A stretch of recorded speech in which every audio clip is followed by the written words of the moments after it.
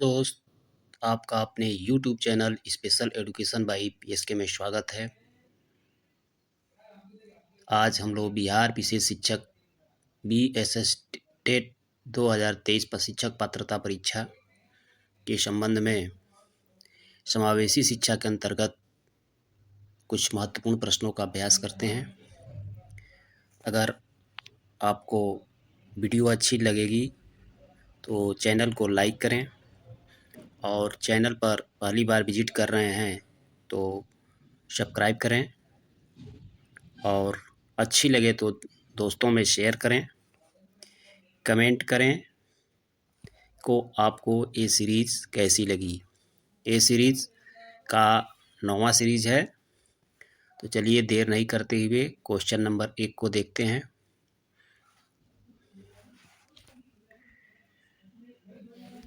दृष्टि दोष वाले छात्रों में निम्नलिखित में से कौन सा विकार नहीं पाया जाता है?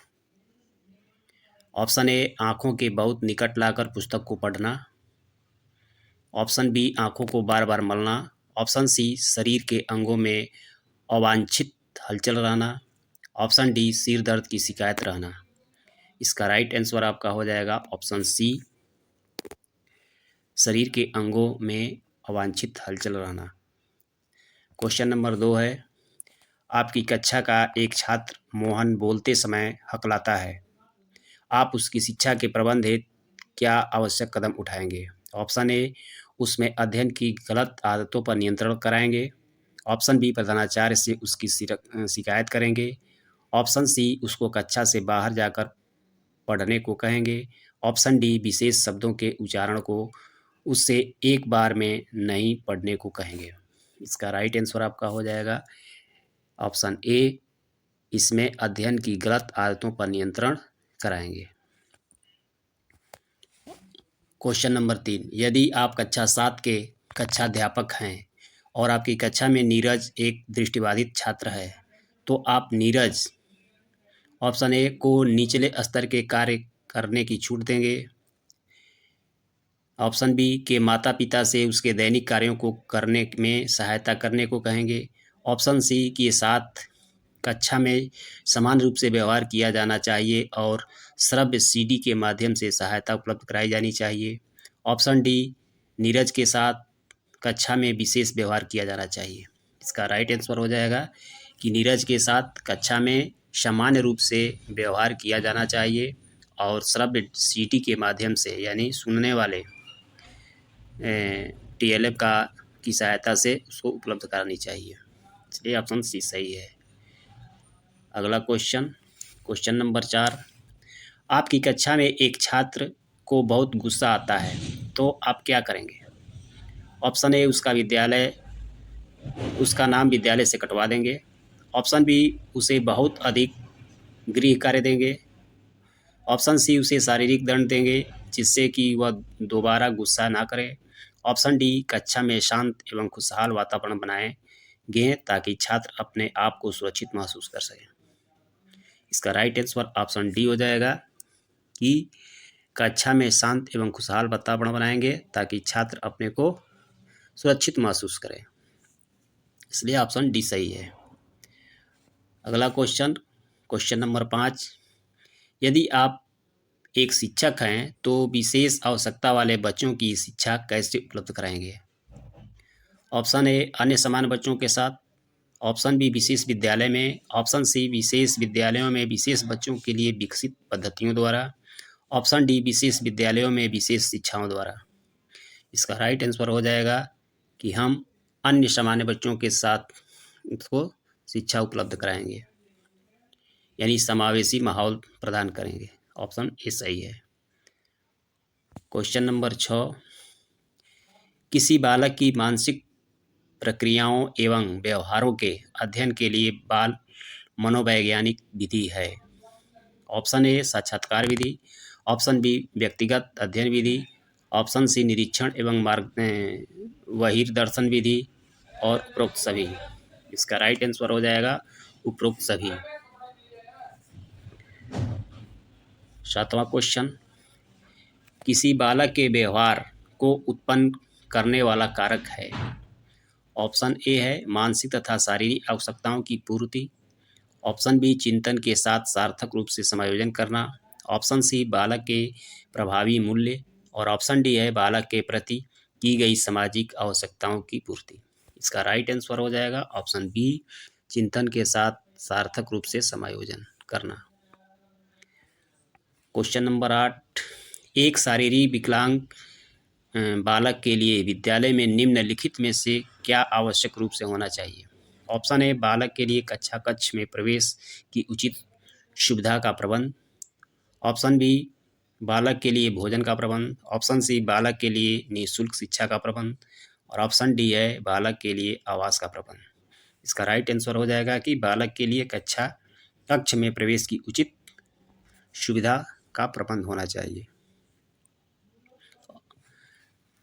अगला क्वेश्चन 9, आप अपनी कक्षा में अधिगम को सरल बनाने के लिए दृश्य सामग्री का प्रयोग करते हैं। ऐसी स्थिति में कक्ष में किन छात्रों को सबसे कम लाभ होगा। ऑप्शन ए जो पढ़ने में सामान्य स्तर के हैं, जो पढ़ने में उच्च स्तर के हैं, जो पढ़ने में निम्न स्तर के हैं। ऑप्शन डी जो आँखों से अधिक देख पाते हैं। इसमें कह रहा है कि अपनी कक्षा में अधिगम को सरल बनाने के लिए दृश्य सामग्री का यानी जो दिखाई दे रहा है सामग्री का प्रयोग करते हैं। ऐसी स्थिति में कक्षा के किन छात्रों को लाभ मिलेगा, तो जो पढ़ने में उच्च स्तर के होंगे उनको होगा। ऑप्शन बी इसका सही है। क्वेश्चन 10, आपकी कक्षा के कुछ छात्र शब्दों का उच्चारण ठीक से नहीं कर पाते हैं। इसके लिए आप निम्न में से क्या कदम उठाएंगे। ऑप्शन ए शब्दों को टुकड़ों में बांटकर श्यामपट्ट पर लिख देंगे। ऑप्शन बी छात्रों को शुद्ध उच्चारण करके सुनाएंगे। ऑप्शन सी छात्रों के शुद्ध उच्चारण बार बार दोहराने को कहेंगे। और उपरोक्त सभी। इसका राइट आंसर हो जाएगा उपरोक्त सभी। ये सभी कार्य उससे कराएंगे। क्वेश्चन नंबर 11, कक्षा कक्ष में दृश्य श्रव्य सामग्री के संदर्भ में निम्न में से कौन सा कथन असत्य है। ऑप्शन ए है ये सामग्री छात्रों की रुचियों को उत्तेजित करती है। ऑप्शन बी है इन सामग्रियों को कक्षीय शिक्षण के स्थान पर प्रयोग किया जा सकता है। ऑप्शन सी है ये सामग्रियां मंदबुद्धि छात्रों के अधिगम को सुलभ बनाती हैं। ऑप्शन डी है इन सामग्रियों के प्रयोग से शिक्षण कार्य सरल हो जाता है। इसका राइट आंसर आपका हो जाएगा ऑप्शन बी इन सामग्रियों को कक्षीय शिक्षण के स्थान पर प्रयोग किया जा सकता है। अगला क्वेश्चन है क्वेश्चन नंबर 12, विकलांग बच्चों के शिक्षण में सर्वोच्च महत्वपूर्ण कारक है। ऑप्शन ए है उपयुक्त शिक्षण तकनीक। ऑप्शन बी है संप्रेषित विषय सामग्री। ऑप्शन सी है ए एवं बी दोनों। और ऑप्शन डी है इनमें से कोई नहीं। इसका राइट आंसर हो जाएगा आप उपयुक्त शिक्षण तकनीक। ऑप्शन ए सही हो जाएगा। चलिए क्वेश्चन नंबर 13, आपकी कक्षा का एक छात्र राजू जो मानसिक तौर पर एक पिछड़ा हुआ बालक है, आप उसको निम्न में से किस प्रकृति में रखेंगे। ऑप्शन ए है अनुशासनहीन। ऑप्शन बी शक्तिशाली। ऑप्शन सी संवेदनशील। और ऑप्शन डी निष्ठावान। इसका राइट आंसर हो जाएगा ऑप्शन सी उसको हम संवेदनशील वाले श्रेणी में रखेंगे। क्वेश्चन 14, आपकी कक्षा में कुछ बच्चे शारीरिक रूप से निःशक्त, कुछ बच्चे मानसिक रूप से निःशक्त तथा बाकी बच्चे सामान्य हैं। आपके अनुसार उन्हें कक्षा कक्ष में बैठाने की निम्न में से कौन सी व्यवस्था सर्वाधिक उपयुक्त होगी। ऑप्शन ए है बच्चों को कक्षा में कहीं भी बैठने की सुविधा प्रदान की जाए। ऑप्शन बी है शरीर रूप से निःशक्त बच्चों को सबसे आगे बैठाया जाए। ऑप्शन सी है मानसिक रूप से निःशक्त बच्चों को सबसे आगे बैठाया जाए। ऑप्शन डी सामान्य बच्चों की सबसे आगे बैठाया जाए। इसका राइट आंसर हो जाएगा कि बच्चों को कक्षा में कहीं भी बैठने की सुविधा प्रदान की जाए। क्वेश्चन इसका ए विकल्प सही है। क्वेश्चन नंबर 15, एक शिक्षक होने के नाते बच्चों को गृह कार्य देने के संबंध में निम्न में से आपका विचार क्या है। ऑप्शन ए अधिक मेधावी बच्चों को गृह कार्य देने की आवश्यकता नहीं है। ऑप्शन बी मंदबुद्धि बालकों को अधिक गृह कार्य देना चाहिए। ऑप्शन सी शारीरिक रूप से विकलांग बच्चों को गृह कार्य देने की आवश्यकता नहीं है। ऑप्शन डी, गृह कार्य बच्चों की क्षमता और उनकी योग्यता के अनुसार ही दिया जाना चाहिए। यही आपका ऑप्शन डी सही है कि गृह कार्य बच्चों की क्षमता और उनकी योग्यता के अनुसार दिया जाना चाहिए। चलिए अगला क्वेश्चन, क्वेश्चन नंबर 16। आपकी कक्षा का एक बच्चा बोलते समय हकलाता है। कक्षा में आप उससे खड़ा होकर पाठ को पढ़ने के लिए कहते हैं, तो आप उस बालक का सहयोग कैसे करेंगे? ऑप्शन ए है कि बालक के हकलाने से पूर्व ही उचित शब्दों का उच्चारण करेंगे। ऑप्शन बी, कक्षा में विशिष्ट परिस्थितियों का निर्माण करेंगे जिससे कि उस बालक में स्वयोग्यता का विकास हो सके। अन्य बच्चों से उसे पढ़ने में मदद करने को कहेंगे। ऑप्शन डी है, उसके हकलाने पर अन्य बच्चों को हंसने देंगे। इसका राइट आंसर हो जाएगा कि ऑप्शन बी, कक्षा में विशिष्ट परिस्थितियों का निर्माण करेंगे जिससे कि उस बालक में स्व योग्यता का विकास हो सके। Question number 17। मानसिक रूप से पिछड़े बालक की समस्या नहीं है। ऑप्शन ए है असफलता का भय न होना। ऑप्शन बी है धीमी गति से सीखना। ऑप्शन सी है आत्मविश्वास में कमी और ऑप्शन डी है सीमित संप्रेषण। इसका राइट आंसर आपका हो जाएगा ऑप्शन ए, असफलता का भय न होना। Question number 18। आपकी कक्षा का एक बालक मानसिक रूप से पिछड़ा हुआ है। आप उसकी मानसिक समझ का विकास करने के लिए निम्न में से क्या उपाय अपनाएंगे? ऑप्शन ए है, उसे अधिक गृह कार्य देना शुरू कर देंगे। ऑप्शन बी, उसे कम गृह कार्य देना शुरू करेंगे। ऑप्शन सी, उसके ऊपर ध्यान देना छोड़ देंगे और ऑप्शन डी उपरोक्त सभी।